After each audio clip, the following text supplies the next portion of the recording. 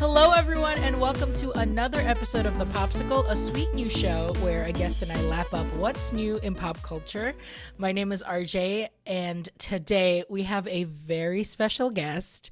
Not only is this man my voice teacher, he's also a kuya. Sometimes he's my therapist when he makes me sing in my chest voice.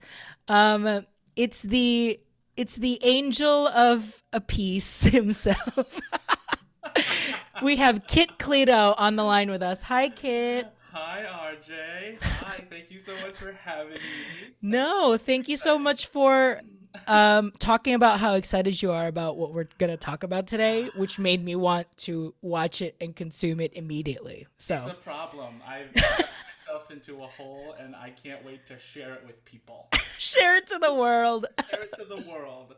Oh, man. Today on The POPsicle, we will be unwrapping the web series Gameboys Level Up Edition on Netflix. So here is the Too Cold Didn't Eat, the TCDE. Live street gamer Caireel calls for a rematch after losing to a newcomer, Gabriel, and an online romance blooms. So this was originally a web series for YouTube, and the Level Up Edition streams on Netflix.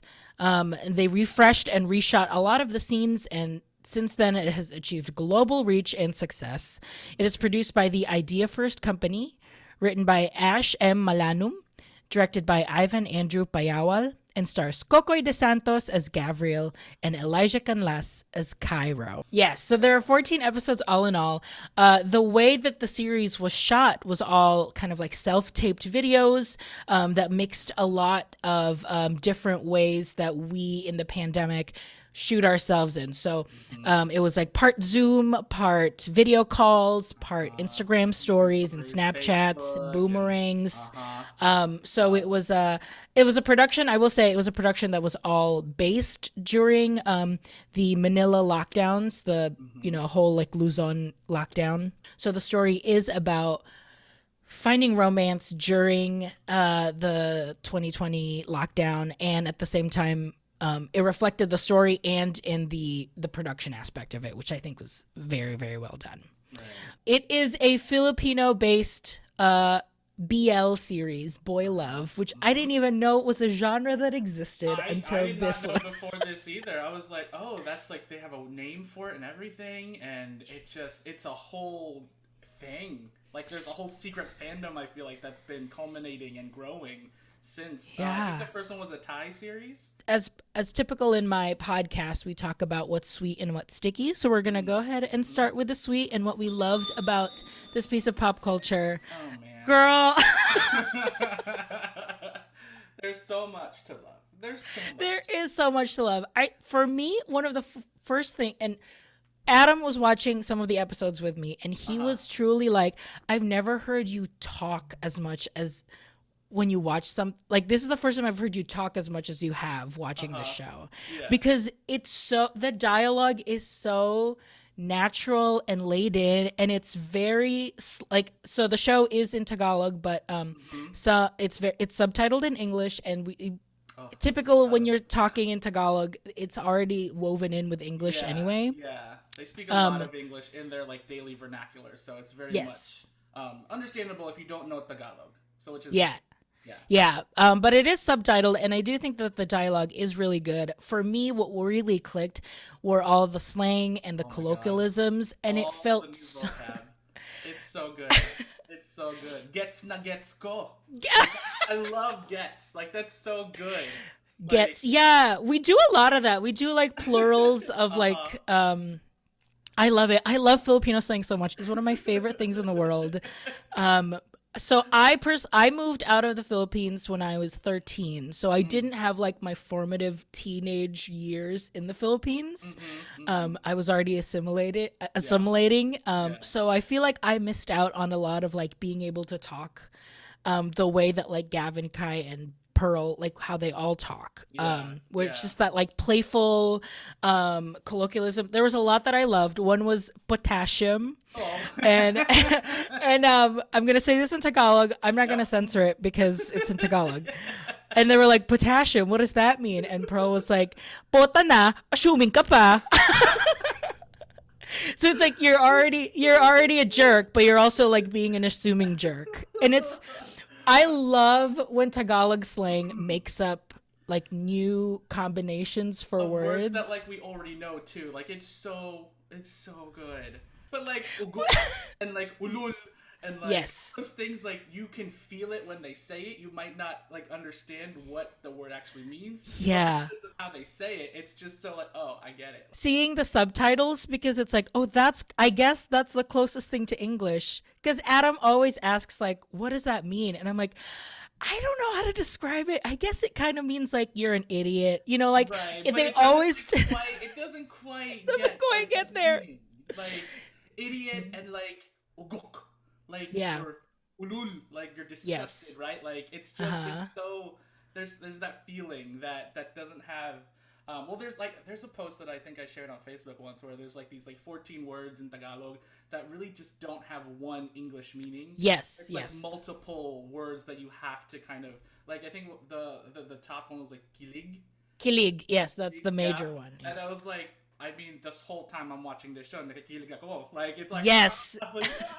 It's just how do you explain kilig? Like there were so many moments. Like yeah, it's like I'm giddy with how much I'm like shaking or like because it's like really getting to me. And there were so many moments in the show where I fully was like, wow, kinikilig ako, and I don't know why. Like this is affecting me so hard, and I'm like, I'm 29. I don't need to. Right. I mean, like these. I mean, they're of age. They are of age, but they are fully like in their young 20s. A decade younger than us, and I'm a like, full decade. I'm like, but I'm so into it. Like, I'm here for it. Yeah. I kept asking the question, like, first of all, is the Philippines really this fluid? Like, are boys really this fluid now where they're just like, oh yeah, Terrence used to date Michelle, but now I'm dating you. Like, they're just going back and forth of like who. Yeah, I don't know. I mean, it's always, again, it's like, it's always been, I feel like queer culture, gay culture, like, has been so big in the Philippines, like, as opposed to, I feel like, other Asian cultures. I mean, there are so many TV shows that I know my mom watches, and, like, but all the hosts are, like, kind of very flamboyant. Yes. And obviously, of the, like, I don't Vice Ganda, absolutely. Yeah, oh my God, I love her. An icon. Yeah, but there's just so many, and I think, I don't know, now we're seeing multiple spectrums of it instead of just the obvious flamboyant, outgoing, outward, emotional people. And it's so cool to see that that's finally getting over there, you know? Yeah. The last episode is kind of like an alternative episode, which points towards other secondary characters that you've seen. So like an ex-boyfriend basically of Gav and an old friend of Kai, who is also like exploring his sexuality. And I think that shows a little bit more of the reality maybe of what it means to be like gay in the Philippines, which is like, it is very sex driven, which is kind of like that's just kind of like how gay culture starts, because it's so ingrained on us that it's like you're not allowed to have these feelings. Right. So it feels like dirty and seedy. So they do explore that. Yeah, they had to like be anonymous to like find other people to talk to, and I'm like, oh, exactly. I mean, as much as I hate Terrence, I do passion. Every time I see him on the screen, I'm like Pearl, like, ano ba si Terrence? Like, that's me. And I'm like, that is very funny that you say that, because I kept texting you when I was watching that. I was like, I 100% would have fallen for Terrence. I would have been like, yeah, I'll dump anyone. I'll drop my life for you. Absolutely. I will say, just like generally, like across the board, I think the acting is really good. The actors are all very charming, and you really feel for the characters. Like you were saying, like you probably didn't like Terrence, but it was like, I mean, it's a pandemic. You're depressed. I totally understand. And like, I do like the fact that Pearl pointed out, she's like, hey, don't blame this on mental health. Like, own up to your mistakes. Like, no, like, say you're sorry and be better. And I was like, go ahead, Pearl. Go ahead, Pearl.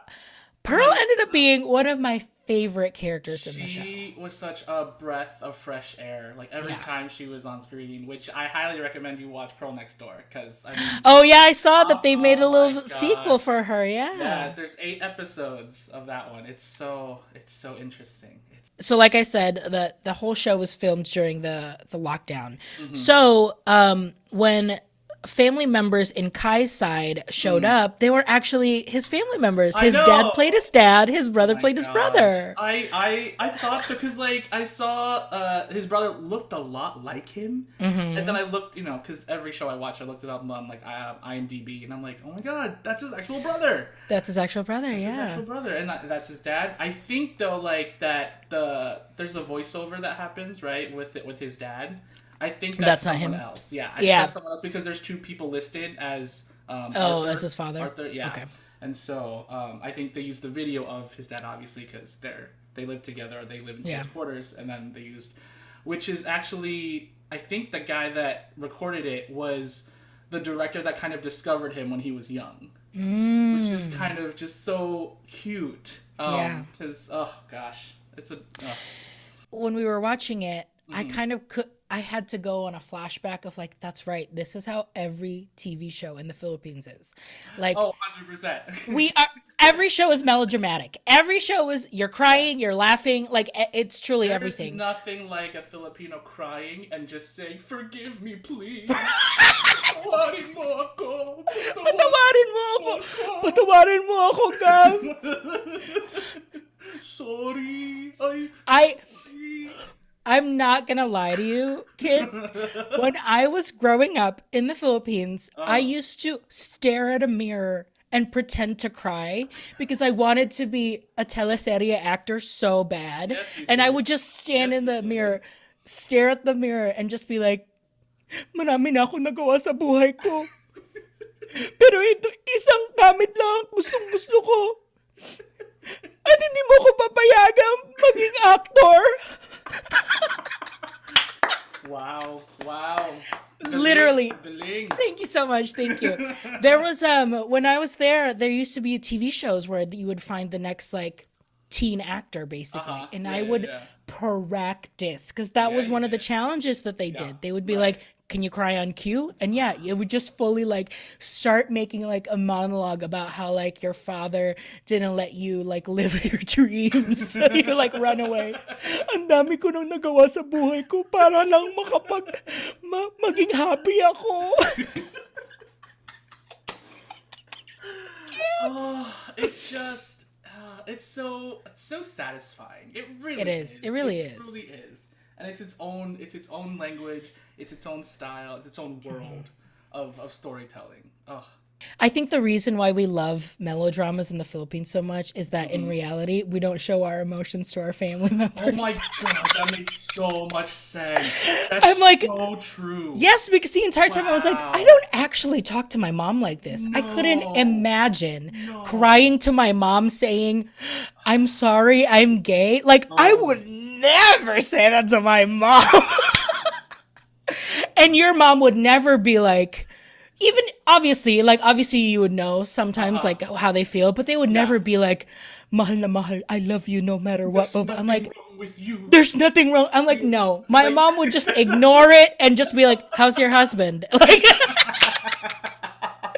how's Adam? Okay. Like, they would just ignore it. So I was like, that's why all of our shows are melodramatic. That makes so much sense. Oh my gosh. My life has now just changed because of that sentence. It all makes sense. Years of therapy I don't need now because of that. Thank you. Exactly. You're welcome. Just my therapist. Thank you. Yeah, just watch teleseries and they'll get through it. That's how the rest of the country gets through it. Listen, we're trying. So in every episode, once like a good popsicle, sometimes it gets a little sticky when the ice cream starts to melt. So let's talk about the sticky. My biggest thing, and I'm going to fully say this because knowing the last Filipino TV show that I watched literally was like from 2008, 2009. Like I've been so far removed from Filipino TV. Yeah. Everything is happening so fast. Truly everything is happening so fast. Like it is and it just the pacing and what happens and the intensity of it all. I mean, I get it. It's like it's supposed to be a soap, right? So things are dramatized already. But even like the act of him just like video calling him, like right as like they finished like playing a game, I was like, that is insane. That's insane. And like I was talking to my sister about it because she streams too, and my brother streams. Like they're very much into the stream culture. And they're like, yeah, that happens. That's real life. Like they're like, you'll get messages from like randos or like from your followers, subscribers, and they'll try to like video chat with you or stuff like that to feel like it's some kind. I'm like, I get it. Like we're all so starved for interaction. How much younger are they than you? My brother is 27 or 20. Okay. 28. And my sister is 19. So wow. Yeah. So I wonder if that's like our generation. I mean, we're not that far off. We're not. We're not that far. Beautiful forever. Yes, we're gonna be beautiful forever until we're 73, and then we just look like we're 100. Yep. That's that one day. It's gonna turn on us. But it's true. Like when I was in high school, like Skype was just becoming a thing. Everyone had a Yahoo Messenger, and like chatting was the big thing. No one ever did video calls. No one ever did audio calls. I feel like that's so personal still. I mean, still. I feel like it's still very personal to me. Yeah. Oh yeah, same. And meanwhile, in this video, it's like, I've never met you, but yeah, let me just video call you. Right? And I'm working out. It's like, oh, I didn't see you there. Sorry, I thought you weren't going to pick up. I'm just going to work out shirtless here. I'm just going to work out. See, that's why I would have fallen for Terrence. If he had pulled that move on me, I'd be like, yeah, I'm in. I can't get out. Yeah, but everything happened so fast. And it's funny because in hindsight, you know, they made this as a 20-minute episode, 12-episode web series. So yes, things do have to move fast. But there's so much that's happening. And it's they do talk about COVID, obviously, and like family members are affected by COVID. And I thought that was going to be like the big arc. But when that happened at like episode 4, and then just things kept happening after that, I was like, oh, I would have assumed that if this is an American show, that would have been the big thing at the end. But it's like, no, that's just part 1 of trauma. No. Every 2 episodes, there's a new arc of like something they have to get through. Yeah. When they were making the series, they were supposed to end it at episode 10. Like that was supposed to, which is why they have those 2 post credits or that post credit scene. Like they didn't realize they were gonna make 4 more episodes, and so now knowing that, I watched it back and I'm like, I can see that. Like I could see that being the last. Would have been the last. Like, obviously, they shot this in, I'm guessing like 20 pesos. Like I'm guessing truly. So there were some production stuff that I was like, oh, like I wish they could have had more resources. Like the photoshopping was not cute. Those Instagram pictures were not cute. Terrence, the Photoshop, first of all, the Photoshop with Lola Cora, I was like, Lola Cora does not look good. Some of the Photoshopped Instagram pictures, like the Gav and Terrence like pictures where they're pretending like they're next to each other. I'm like, their hands are holding. I'm like, girl, no, girl, that's a Photoshop, girl. It was sad, but I was like, I understand. I totally understand it. Yeah. You know, if you're trying to do this whole production during pandemic, I totally get it. Okay, let's talk about the biggest sticky. Please.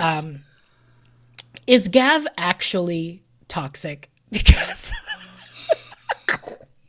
let's think about this for a second, okay? No. This man was watching a live stream and then all of a sudden incessantly starts messaging him, DMing him, and then when they first video call, they're like, hey, I want to court you. Like, gusto kitang ligawan. I think I have a big crush on you. Yeah. And just does not let go. And I want to say those first episodes, it did feel super uneven. I was like, oh my God, just let this boy go. But obviously, as the season progressed, you understood why he's doing that. That's just his personality. Yeah. Like, he gets into like something. Abandonment issues. So like abandonment he really issues. Is like a little clingy, and he just needs people to to connect with and to love. But it was just so strong that I felt like if I was Kai in that situation, I would have been, well, first of all, I would have let it happen because I would have seen this beautiful man is interested in me. His dimples. Oh my gosh. But I think quintessential puppy, and like Kai is like that like grumpy cat. Yeah. Like 100%. But like it just to talk about the way they interact. Yeah. Like, you know, Kai hates it, but he loves it. Exactly. He allows it to happen. You know? Yeah, I do think in the beginning we needed to see that kind of like conflict develop. Mm-hmm. Also because like they're following a teleseria trope, right? Like they're following the like that it's a I don't know. They're just following these tropes that I guess like has existed in like rom-coms in straight couples but never in gay couples. So I guess I was kind of like accepting it as I watched it. Yeah. And obviously that it developed a little bit more, and I do think like I do see myself more as a Kai and would have fully been like, I don't know why me, but I wouldn't have actually said no. I would have been like constantly just like, you're joking. This is a joke. You're pranking me. Yeah. You're actually beautiful. Like, no, this isn't. Like in my head, I'm Gav, but like in real life, I'm Kai. Yeah. Like 100%. Like, truly. I don't trust this. Like, I don't trust. Like, yes. To wrap up this whole discourse, because I know I could probably talk every single episode. Oh, 100%. I do feel like this show is a really beautiful and fun and campy story that's very accessible. Not only to like Filipinos that are kind of like us. Maybe we're like, you know, Phil Am. Mm-hmm. Well, I'm Phil, you're Phil Am, but I'm Phil.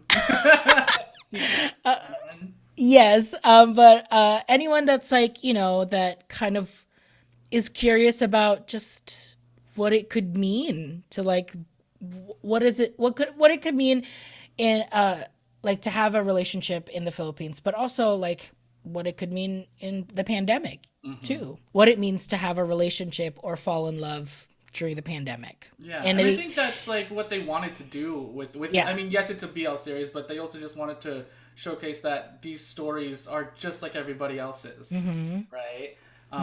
They have their own like certain issues and specific environments, but everyone feels the same, and they just want connection, you know? Yes, and they do a really good job of showing like the good, the bad, and the really ugly about it too. Of like, yes, there is like paranoia that sets in because you're not there to feel how a person is actually reacting to any of the things that you're doing. Yeah, it's hard to trust when you're not in the same room. Not in the same place. Which, isn't it funny? It's just, it made me watch it and go like, wow, how early quarantine of this show. Like now we're like used to it. Yeah, it's like now, here we are. Like, here, like, another Zoom? Great. What's the code? Got it. Also, just real quick, like when those like awkward Zoom meetings or session meetings happen in the show, like I would have just left. Like people, I would have just left. Like they stayed. I mean, like I know there's one part where like I was like, no, baby, stay. Like I get that, but like other people, like, bye. Like I got. I am having could you imagine, Kit, if we were just having this podcast recording and then all of a sudden I go, well, actually, Kit, I brought your ex-boyfriend to the call. Do you want to talk to Bye. Go, bye. Not today. Nope. Sorry. Yeah, I thought that was really funny too, of like, wow, I don't know if this is just like, obviously it's dramatized for the story, but also like, could you is maybe the new generation today is just like, bring it, let's talk, I don't care. Probably, honestly. Kids these days. But I think we hopefully we have both convinced anyone that's listening or watching that I think this is a really, really cool show to watch, just to see what TV we saw growing up in the Philippines, like what soapy crazy shows that we watch literally every day. Usually there's like a mermaid involved or like someone that has a magical power. Yes. Someone usually eats a magical stone and they turn into Darna. Like usually there's some casual storyline. Yeah. But I really do think at the end of the day, it's an honest look at what it means to fall in love during the pandemic. And I think it's a great show just for that, but also the representation. Yes. And I would love to, obviously, I would have loved to have seen this when I was younger. And I think I would have been a lot less stressed about life back then. Me and you, same. So in every episode of the Popsicle, I also post a recipe on the Ampliverse website that kind of like promotes just, like shares something that was inspired by the show. So I think I'm going to make a pizza just You're because gonna put pineapples on it, aren't you? I am going to put pineapples on it because I am making a Filipino pizza, and that basically just means we're putting tender, juicy hot dogs. We stand those. We're putting Filipino spaghetti sauce on there. We're putting like block cheese. Yes, I support that. Just no pineapples, please. No pineapples. I will, you know what? We'll make pineapples optional for those who can tolerate it. Well, thank you for joining us on this episode of The Popsicle. If you're watching on YouTube, go ahead and comment below and let us know what you think of the web series Gameboys. If you're listening to us on the podcast, make sure you leave us a rating or a review. Tell us what you think of the show and what you'd like to hear more in the future. Every 5 episodes of the show, we do a book review. So make sure that you have gotten a copy of A Fall Love Story by Lone Lee. That'll be our next book. Kit, how can people find you on social media if they want to learn more about the amazing work that you do and your amazing voice? Well, I'm on Instagram and Twitter at Kitstoffer. That's Kitstoffer. But yeah, I like to post some singing stuff and just trying to keep myself sane during this time. Just like Terrence. How dare you? How dare you? You can find me on RJ Food Rocks at RJ Food Rocks on all of your social media, and my YouTube channel RJ Food Rocks premieres a new video every week. The Popsicle is a part of the Ampliverse, and you can find all of our shows here on the Ampliverse YouTube channel or on theampliverse.com. Kit, thank you again so much for talking about the show with me. Anytime. Salamat po, Kuya Kit. Walang anuman. Ano ba yan? Thanks for listening, everyone. This has been The Popsicle. Bye. Bye. Discovering voices, building worlds. The Ampliverse.